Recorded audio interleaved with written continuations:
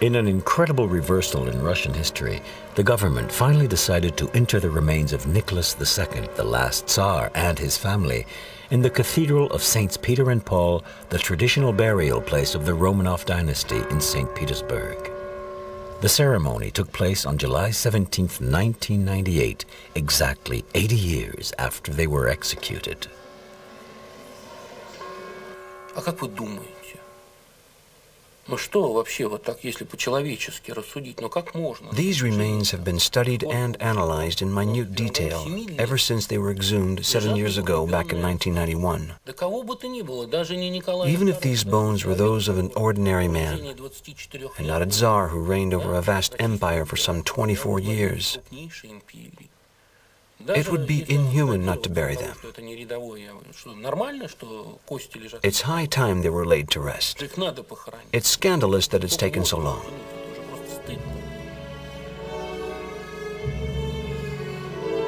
Nicholas was crowned Tsar in 1896 at the age of 26.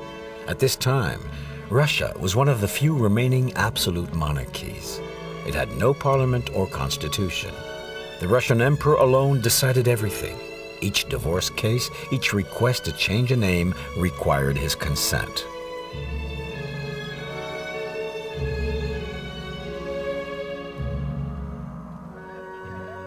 Nicholas had little time for court life and shunned affairs of state.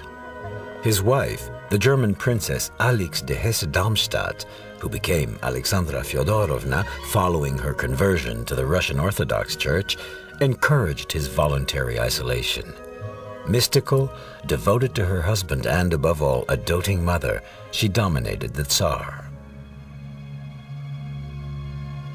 Nicholas and Alexandra seemed blissfully happy and had one child every year. 4 daughters, and finally, a son, the long-awaited heir, Alexei.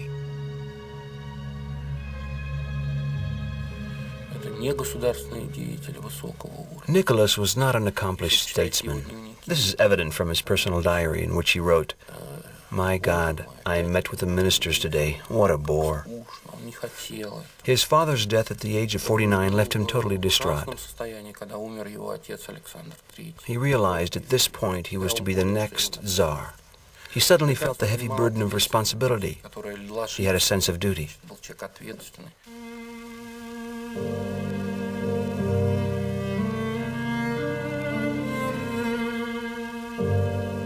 Tsarevich Alexei's hemophilia not only transformed the imperial family's life, but irremediably jeopardized the future of the empire. The slightest fall or the merest knock Alexei received could prove fatal, thus compromising the dynasty's survival. The imperial couple decided to keep their son's illness secret. The entire family withdrew around the lively yet fragile young boy. Preoccupied as he was with family matters, Nicholas scarcely noticed the widening gulf between himself and his people.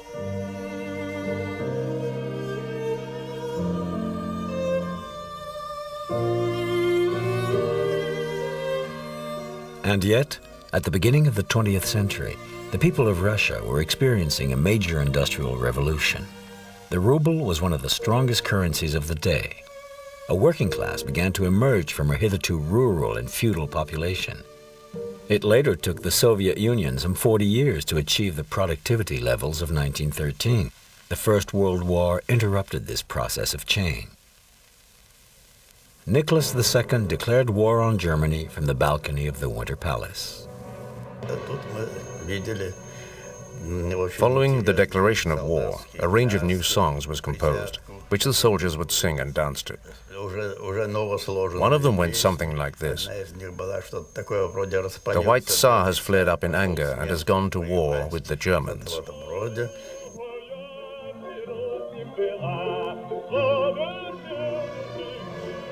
Russia's involvement in the war meant Germany had to transfer the majority of its troops to the Eastern Front, thus enabling France to contain the German offensives. The war highlighted the Russian Empire's many weaknesses. the archaic method of command, the lack of ammunition, the inadequate infrastructures, and most of all, the dire management of the Russian economy. Nicholas decided to assume supreme command himself. Henceforth, he was held personally responsible for each military defeat. Being far from the capital, he had no control over the government nor the Duma he had reluctantly established in 1905.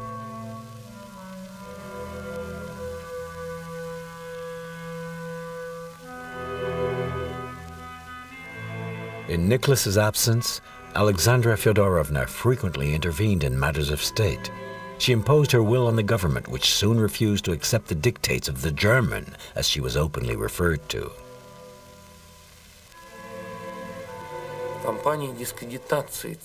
The campaign that sought to discredit the Tsar and his family began well before the revolution. It's a tragic story indeed.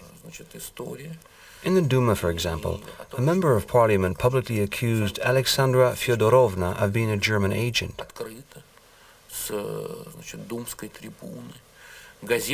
The press also made numerous attacks on Alexandra, which were of course aimed at the Tsar.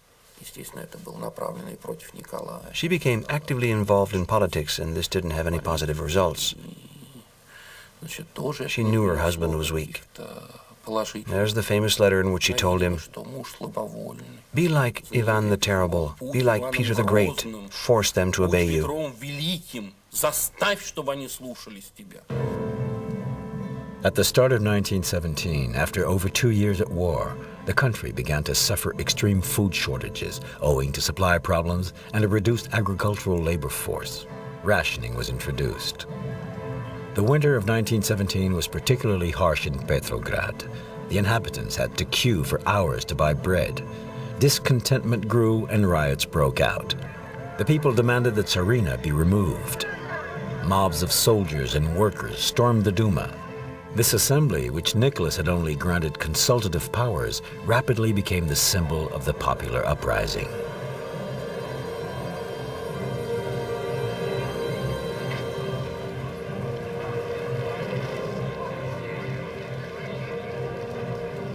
The Duma called on the Tsar to reduce Alexander's hold and form a responsible government.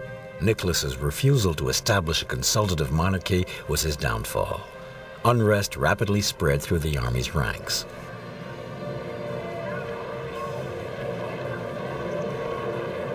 Spokesmen from the mutinous regiments made contact with units spread along the 2,000-kilometer-long front.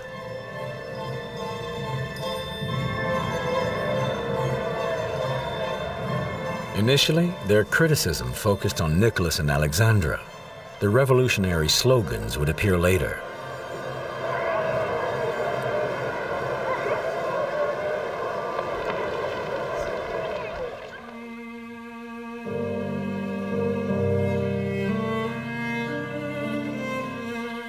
Nicholas, who was ill-informed, had no idea of the seriousness of the situation. Safely ensconced in the Stavka, the army's headquarters, he felt in no danger and instructed the commandant of Petrograd to restore order in the capital.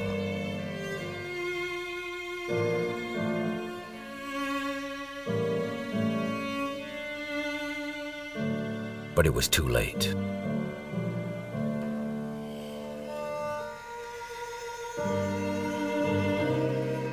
Russia had already lost over 2 million soldiers.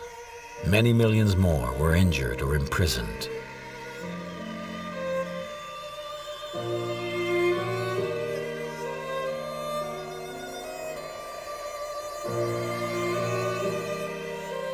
With the tacit approval of many of its officers, a desperate and exhausted army refused to obey its commander.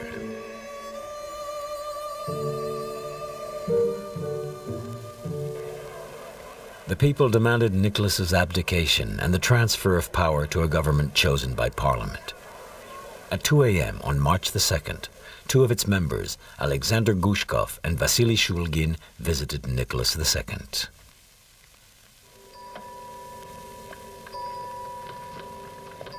This film of Shulgin describing his audience with the Tsar was made by the Soviets 4 years after Stalin's death to commemorate the 40th anniversary of the revolution. it was never broadcast as it was deemed pro-monarchy.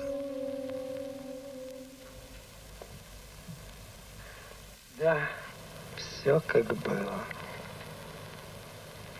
Немые свидетели сохранились, а люди, их нет. Остался я один.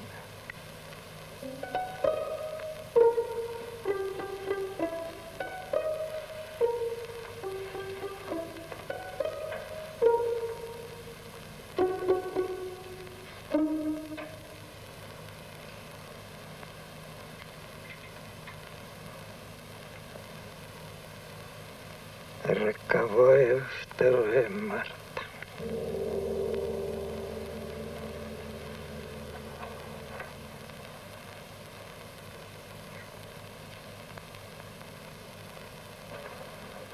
На этом месте, где вы сейчас, стоял высокий старик. Это был министр двора, граф Фредерикс. Он сказал: государь-император сейчас выйдет. Я подумал, значит, это все-таки будет. Судьбы отвратить нельзя. Государь вышел отсюда. Он был в серой черкеске. Мы поклонились. Он подошел к нам, подал руку и затем жестом пригласил нас сесть. Стал говорить Гучков. Он волновался. Он очень волновался. И не мудрено. Он говорил о том, что происходит в Петрограде. Он говорил о взбунтовавшихся полках. Он говорил о казаках, отказавшихся стрелять. Он говорил о манифестациях рабочих, о баррикадах на Невском. Наконец, он говорил о правительстве, которого не было. Я прибавил: Петербург – это сумасшедший дом. Государь слушал нас, опершись головой о шелковую стену. На его лице можно было прочесть разве то, что эта длинная речь лишняя. Гучков перешел к тому, что при создавшихся обстоятельствах единственным выходом из положения может быть отречение от престола. Голос царя звучал просто и точно. Выдавал его волнение разве акцент немножко чужой, гвардейский. Я принял решение отречься от престола. До 3 часов дня я думал отречься в пользу сына Алексея. С этого времени я переменил решение в пользу брата Михаила. Надеюсь, вы поймете чувства отца. Я понял государя. Как вы знаете, наследник болел болезнью неизлечимой и царствовать не мог. The popular uprising threatens to have a fatal consequence on the continuation of the merciless war. Russia's destiny, our heroic army's honor, the people's good, the whole future of our dear homeland demand that the war be fought until the end. With the Duma's agreement, we have resolved to renounce the throne of the Russian Empire and to surrender our supreme power. God help Russia, Nicholas. A provisional government seized power in March 1917. Revolutionary councils, known as Soviets, which were formed in the main cities, called for the imperial family's arrest. Nicholas II, henceforth Nikolai Alexandrovich Romanov, and his family were detained at their summer palace in Tsarskoye Selo. It would seem from the diary kept by the former master of Russian soil, as he liked to be known, that he was relieved to be no longer burdened with the responsibility of ruling. He wrote of his family, his walks in the park and gardening, but made only scant references to the political changes and never mentioned his abdication.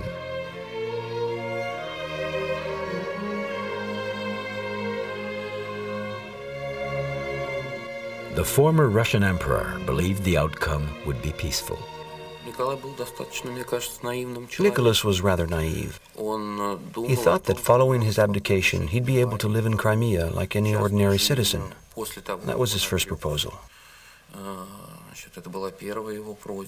Later, in agreement with the provisional government, it was planned he and his family would leave Russia. Discussions were held with Great Britain, but unfortunately it finally decided against helping Nicholas II.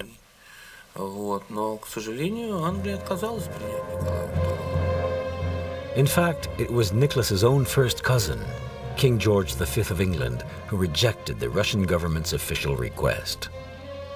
He feared his support for a deposed emperor would weaken the British monarchy. All the more so because strikes and social movements were gaining ground in England thanks to the impact of the Russian Revolution on left-wing political circles. Other European countries, including France, also refused for various reasons to offer asylum to the Romanovs, who found themselves at the mercy of an ever more radical revolution.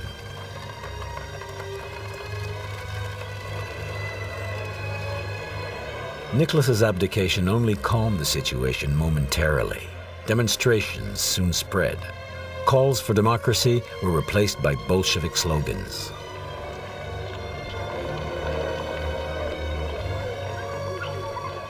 The troops refused to continue a war begun by a man they now referred to as the tyrant.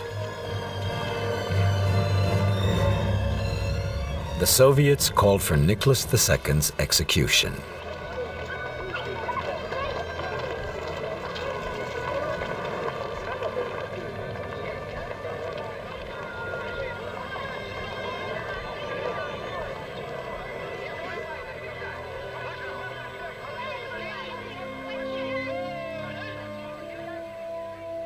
The Minister of Justice, Alexander Kerensky, refused their demands. He replied bombastically that he did not wish to be the Marat of the Russian Revolution. A radical socialist, he became Prime Minister and Minister of War in July. He felt sympathetic towards the imperial family and decided it was no longer safe for them to remain so close to Petrograd. The Soviets had blockaded the railway, and so he chose to exile the family to Tobolsk, a peaceful Siberian town far away from the revolutionary madness. The family left Tsarskoye Selo during the night of August 1st, 1917, and after 6 days' journey arrived in Tobolsk by boat. They moved into the town governor's house. Once a day, the Romanovs were allowed to take a stroll in the courtyard that was surrounded by a high fence. Their domestic staff was reduced to the minimum. They had no more money. The inhabitants of Tobolsk, who still thought of Nicholas II as Tsar, provided the family with milk, eggs, and fruit. The Romanovs spent their time reading and writing.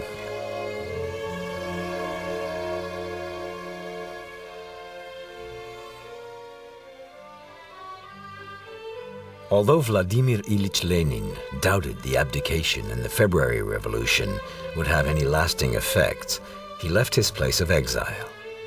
His journey from Switzerland was arranged by the Germans, who were counting on Lenin and Bolshevik propaganda to put a stop to the war.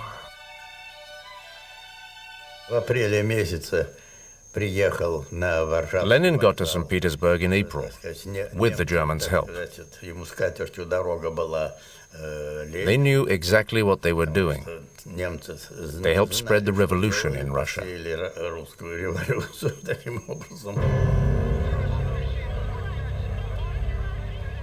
The Bolsheviks seized power in Petrograd on October 25, 1917.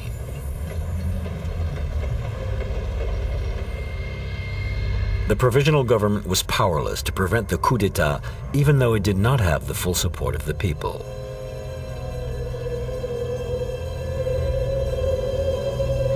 Conservatives and socialists tried to organize the opposition in order to regain control. The Bolsheviks formed the Red Army, mobilizing it a few months later.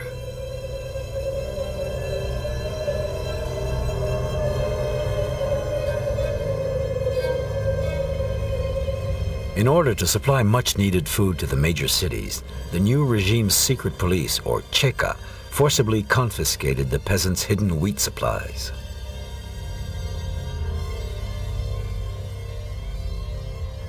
A few months earlier, Lenin and the Bolshevik Party had seized power in the name of these peasants, who soon became the victims of the new regime.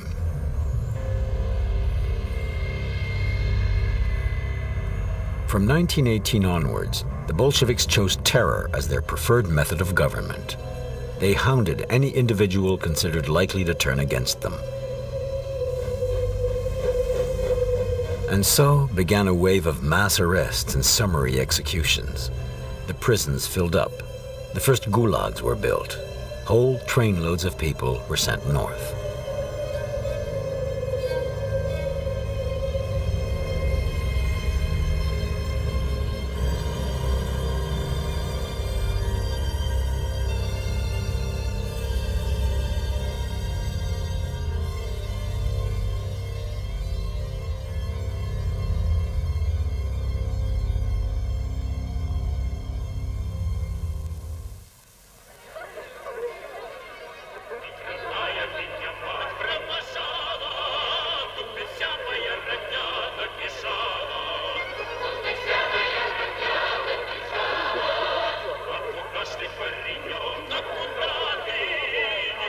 Nicholas II's situation became increasingly precarious. The Commissar of War, Leon Trotsky, who was a far more popular figure than Lenin, called for the bloody tyrant's trial in 1918. Inspired by the French Revolution of 1789, he intended to stage a spectacular trial with himself as public prosecutor, which would put an end to any remaining support for the monarchy in Russia. He knew such a trial would have significant repercussions, particularly since the Bolsheviks had begun a nationwide campaign to destroy the symbols of the former regime.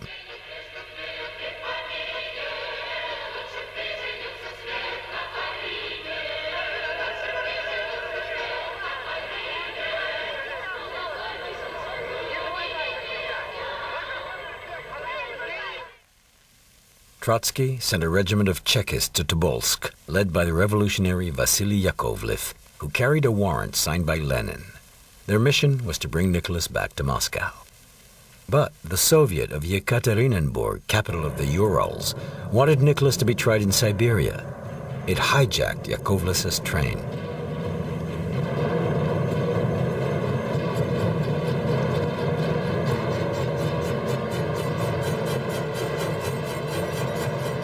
On hearing the train's destination had been changed, Nicholas declared, "I'll go anywhere except the Urals."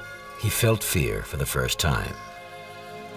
The Romanovs arrived in Yekaterinburg on April 30th, 1918. The conditions of their imprisonment confirmed their worst fears. Held in the home of a local merchant called Ipatiev, they suffered at the hands of their guards, who allowed them no privacy, covered the walls with obscenities, repeatedly searched the rooms, and stole everything they could.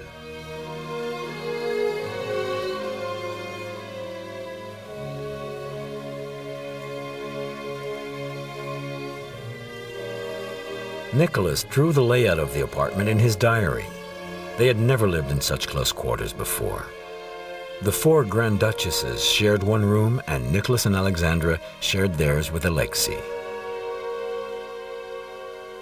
At the beginning of July, the Ural Soviet appointed a new chief of detachment, Yakov Yurovsky. A Bolshevik and member of the Cheka, he was responsible for guarding Ipatiev's house. As the noose tightened around the imperial family, the the Bolshevik situation also worsened. Thanks to foreign aid, the counter-revolutionaries, or Whites, had successfully organized themselves and were now fighting on the northern, southern, and eastern fronts. At Omsk, where many members of the Russian aristocracy had taken refuge, an anti-Bolshevik coalition formed the Provisional Government of Siberia. Yekaterinburg, which was held by the Reds, found itself in danger.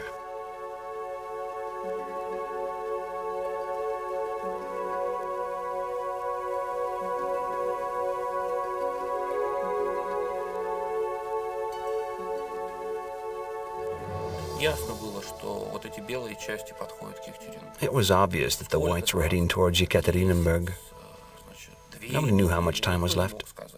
2 weeks, maybe a month. Yekaterinburg was bound to fall, and the question was what should be done with the Tsar. We had no written documents about the discussions, but it's thought Nicholas II's fate was decided at this point, and that Moscow had no objections to his being executed.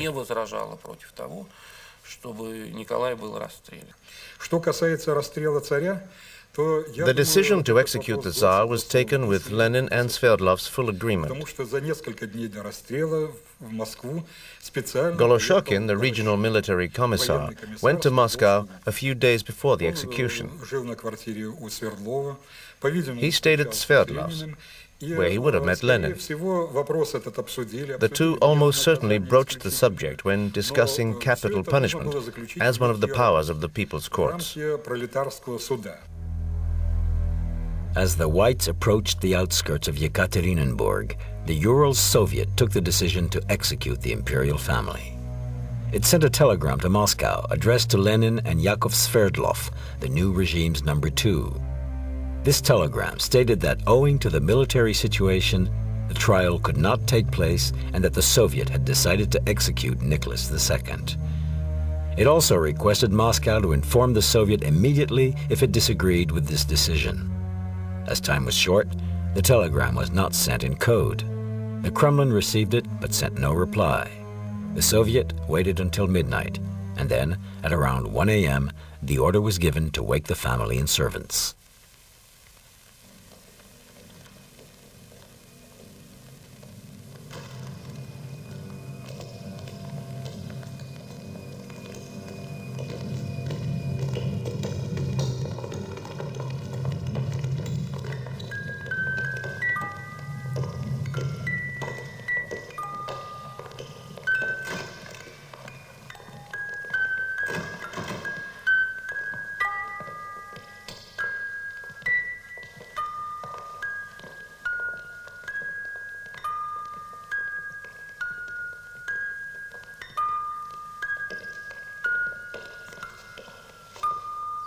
Государыня потребовала стулья.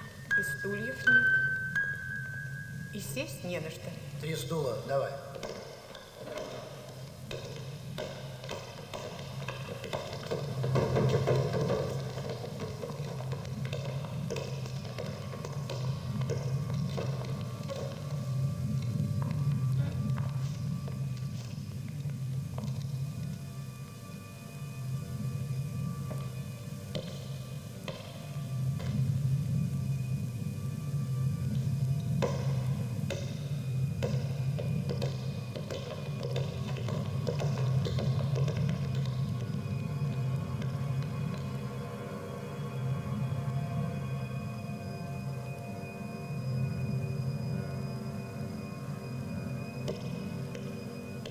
Господа, сим объявляется решение Урал-Совета.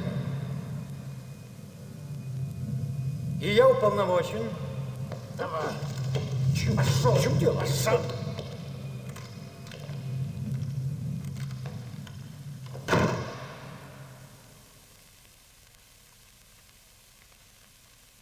This is Yakov Yurovsky's personal account of the execution. Nicholas turned to the commandant and stammered, "What? What?" The firing began and lasted 2 or 3 minutes. Nicholas was killed instantly, followed by Alexandra Fyodorovna and the servants, then Alexei. 3 of his sisters were still alive. Something had made the bullets ricochet and fly around the room. It took almost 20 minutes to complete the task.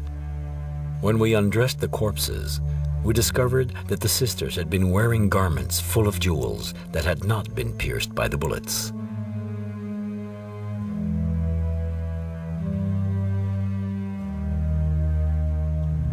The next morning, the leaders of the Ural Soviet sent a coded telegram to Lenin confirming the execution.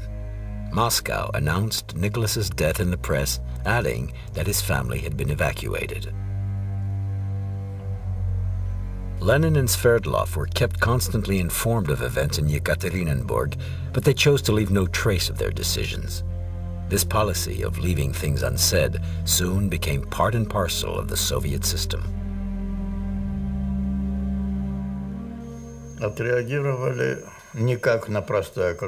People did not take the news lightly. They felt respect for the victims. I can recall my grandmother leaning on a windowsill with her eyes closed.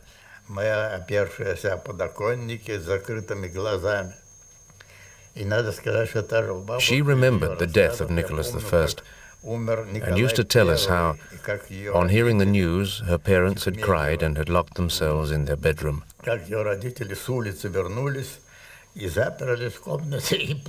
Exactly the same thing was happening again, 50 years later.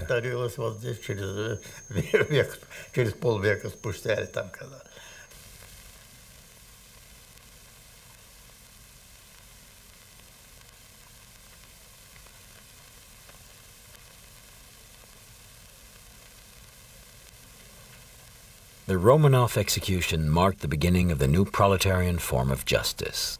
At the start of the Civil War, the Whites made considerable advances and recaptured Bolshevik-occupied cities where they discovered the victims of the Great Red Terror. They showed no mercy themselves. Atrocities were committed on both sides.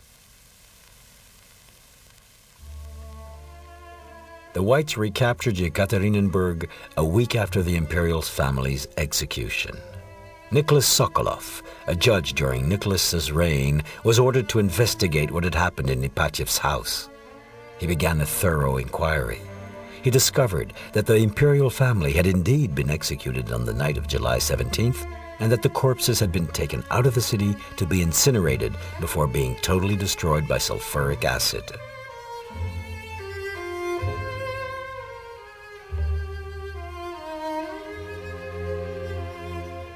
Although Sokolov had nearly 1,000 men at his disposal, he didn't have time to complete his inquiry as the Red Army was approaching Yekaterinburg. The Reds recaptured the city in the summer of 1919. Sokolov stopped his investigation and never took it up again, at least not in any direct way. Gely Ryabov, a police officer and personal advisor to the Minister of Interior, took up Sokolov's investigation 50 years later. Sokolov was a very honest, kind-hearted man, and above all, a real professional.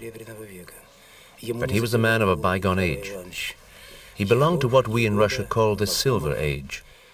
He had not been brainwashed like I was by Yeshov, Beria, Yagoda, and Abakov. They totally destroyed my life. I'm a different type of man. I know how the Bolsheviks' minds worked. If Sokolov did not find the grave, it's because he knew nothing about their mentality. He was in the right place, and yet he didn't find it. He would never have imagined men capable of concealing naked corpses under a road. I knew they were, and that makes all the difference.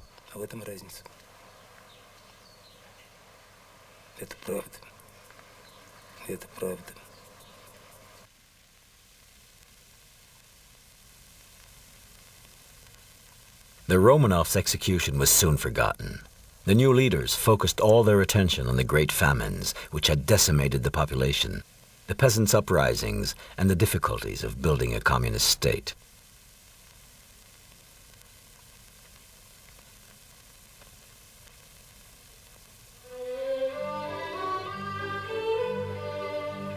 Guided tours of the imperial palaces were organized for the workers and peasants.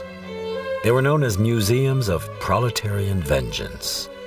An image of the Tsars as drinkers of the people's blood gradually emerged.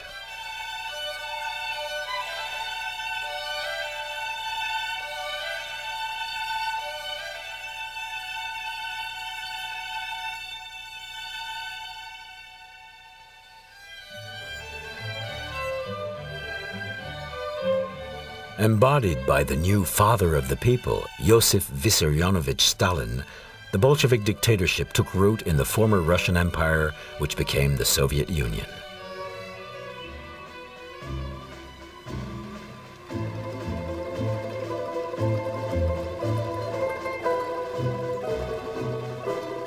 "30 years of purges and communist propaganda created a new people, or rather, a new conformity.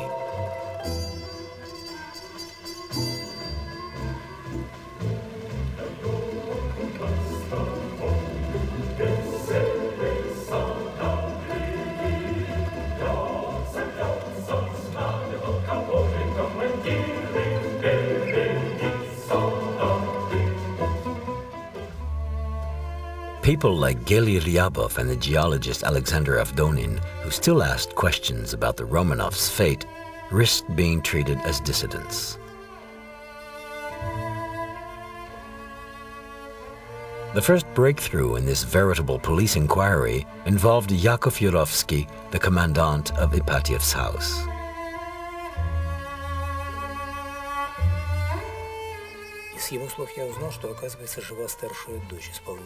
I learned that Yurovsky's eldest daughter was still alive, that she occasionally visited Yekaterinburg, and that she lived in Leningrad. On my return to Moscow, I got the militia to look for her. They located her and I went to see her in Leningrad. She was a fat, old woman with a deep voice. She said to me, "What do you expect me to say? Nicholas II was a bloodthirsty man. The party gave an order and my father executed it." Seeing that I was bitterly disappointed, she added, "Listen, I have a brother called Alexander who's a bit crazy like you. He's interested in all these things. Go and see him." So I did. We spent all day talking, and afterwards he said, "I'm going to offer you the note my father wrote at the time."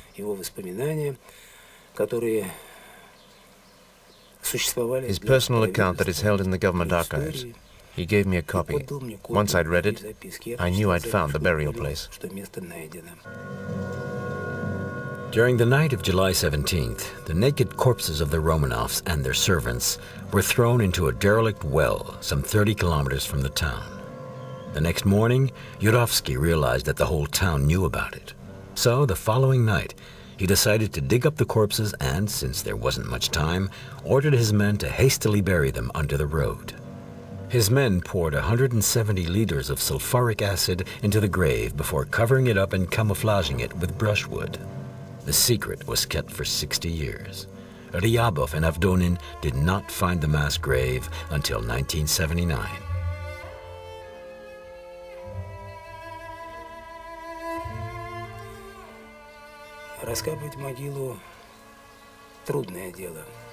Exhuming a grave is always heart-wrenching. Digging up corpses was something I'd already experienced in the militia. I have to admit that I did it a couple of times, and it was terrible. But there are graves and graves. In this case, we knew we'd find the Romanovs. When one member of the expedition shouted, "I can see some metal," I took a look and saw it was a green-colored hip bone. I thought to myself, that's not a bit of metal. It's a skeleton.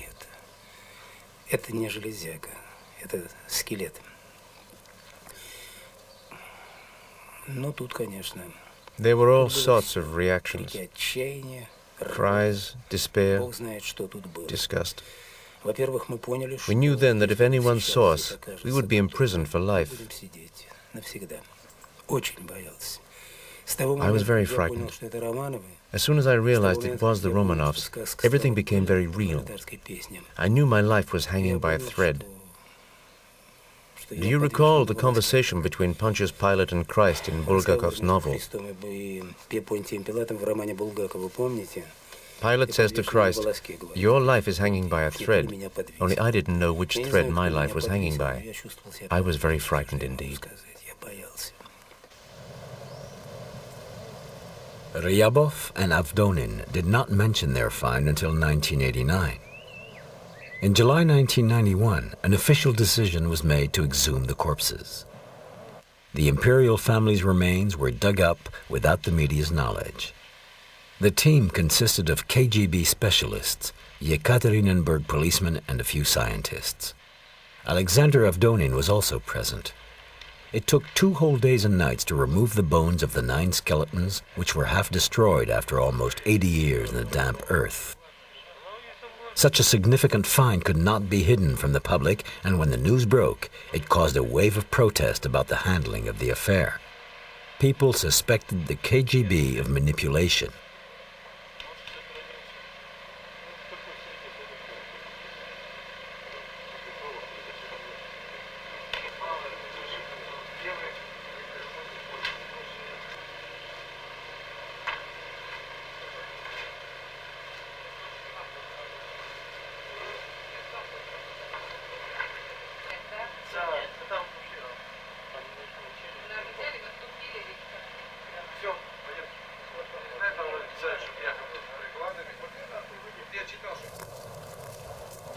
A judicial inquiry was conducted in order to officially authenticate the bones.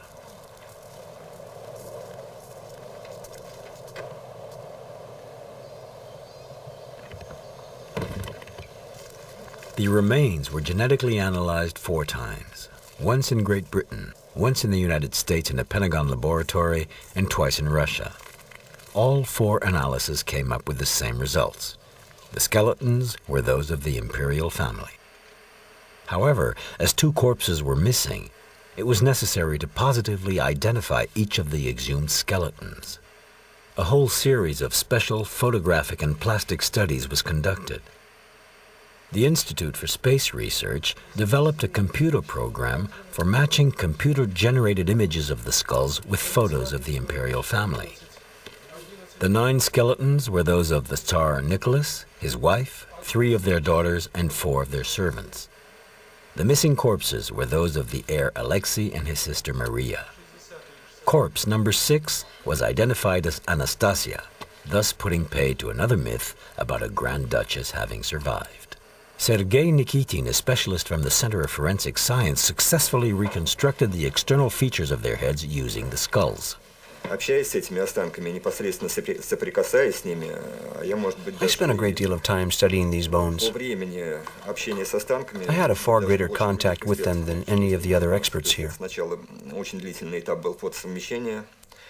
After matching the photos and skulls on the computer, I embarked on the very long process of reconstructing the skulls. I also had to number all the bones. Basically, I was in very close contact with them for a number of months. I compared and examined photographs and films. It was as if they were alive. I saw them dancing, bathing, playing. They became like very close friends.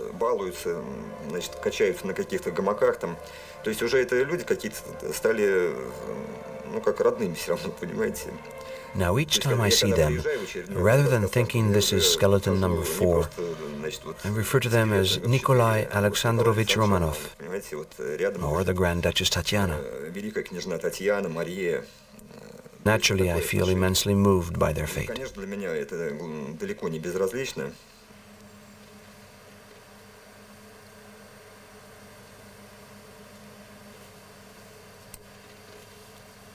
Бывают интересные черепа, а бывают не очень интересные.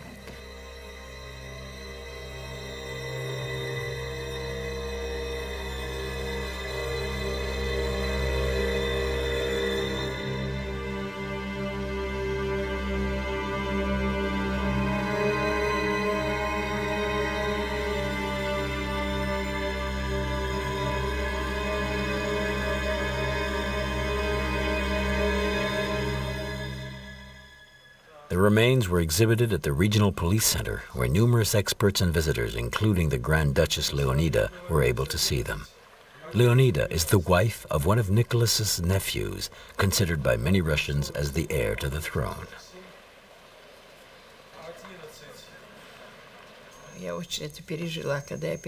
My first visit to Ekaterinburg was an extremely moving experience. The bones were in plastic bags. When I returned just recently, they'd been moved into glass cases. But I still felt sad, as there was not a single candle, icon, or flower. I trembled with emotion. I have to say that it was one of the most painful moments in my life. I had the impression that they were all looking at me and were searching for some sign, an indication that God would welcome them as they deserved to be welcomed.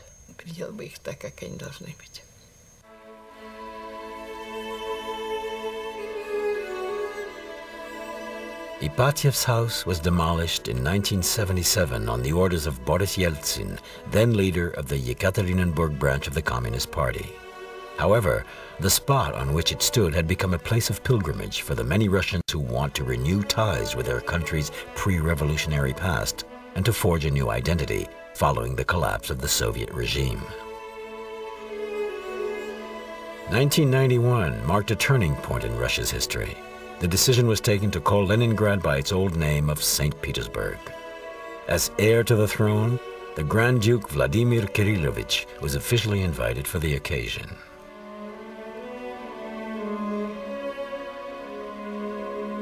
It was the first time that a Romanov had stepped foot on Russian soil since the October Revolution.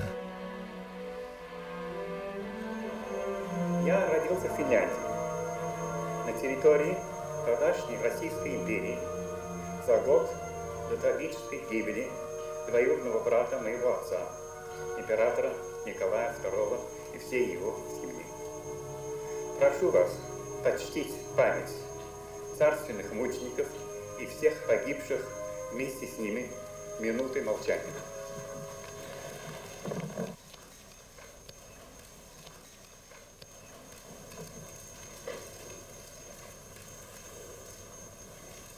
The Grand Duke Vladimir was so overcome with emotion that, just as we were climbing into the plane, he turned around, made the sign of the cross, and said to me, "If anything should happen to me, have me buried here.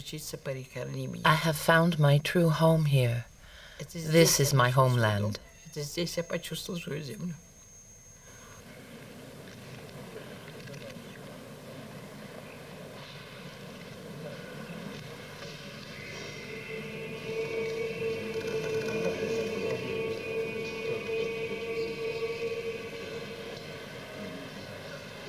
The Grand Duke was welcomed with the honor due to his rank.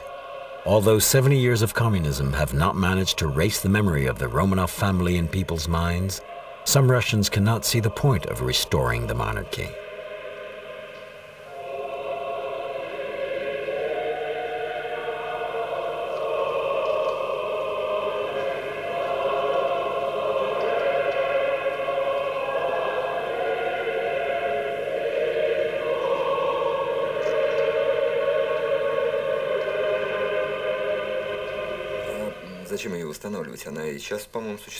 Why restore the monarchy when we already have one? Don't forget His Imperial Highness Boris Yeltsin. Everybody sees him as an emperor. Well, at least that's how I perceive him. He decides everything. It's not the Duma nor the government. Yeltsin gives the orders and others execute them.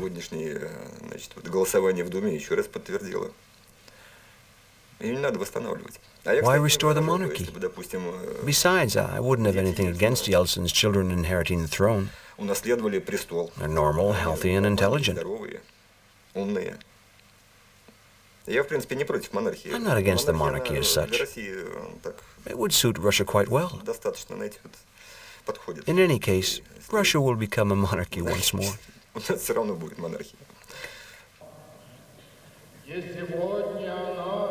усугубляется тем, что мы собрались под сводами воссоздающегося храма Traditionally, the Russian Orthodox Church has never opposed governmental decisions. During the Soviet era, it was a question of survival. Today, it is a question of having survived. Nevertheless, it is divided over the internment of the Romanovs. Is this due to doubts about the remains' identity, or because it is wary of becoming too involved in clearing the name of a dynasty it supported unquestioningly?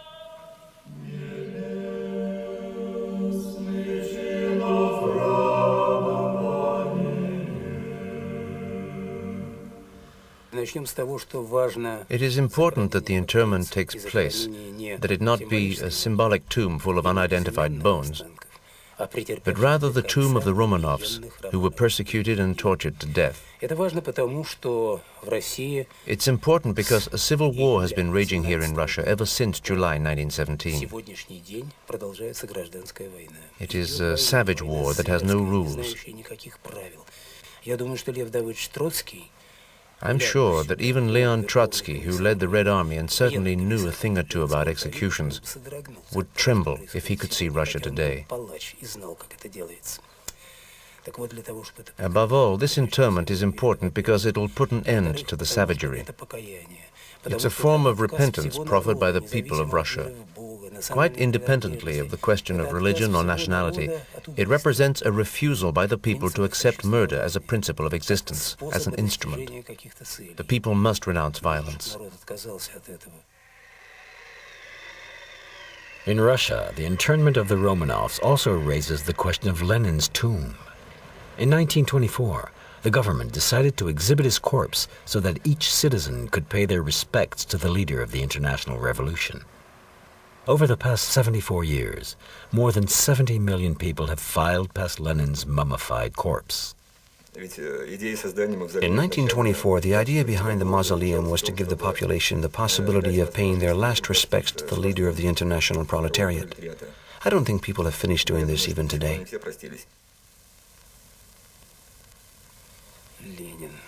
Lenin. If you had asked me that question a few years ago, I would have angrily replied that the mausoleum should be blown up. Not now, though. I now think it is far better to leave Lenin where he is. Lenin is a monument to our unscrupulous, barbaric behavior of the past. Lenin is a monument, or rather a symbol, of all the base and vile acts we perpetrated. We can, indeed we must, come to terms with the past and keep the symbol as a reminder.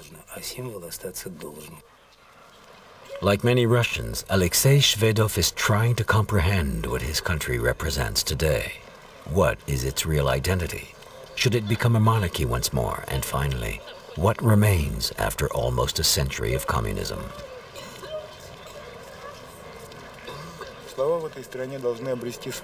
Words must find their true meaning once more. Russia has not yet succeeded in moving on from the era, which began with the revolution, when things were given a name and we all knew full well that it designated something quite different. It was an artificial process developed by a few people. It turned out not to work, and so it came to an end. Now we are searching for words, for names to describe things as they really are. There is a return to genuine values. And so the Tsar has to be buried with all the honor due to his rank. We cannot rewrite history. He was the Tsar of Russia. He has to be interred, whether it be at Peter and Paul's fortress in St. Petersburg or in Moscow. Lenin must also be buried. When life here becomes calmer, when it becomes a continuation of our history, without a break between before and after 1917, then and only then can we think about a state structure.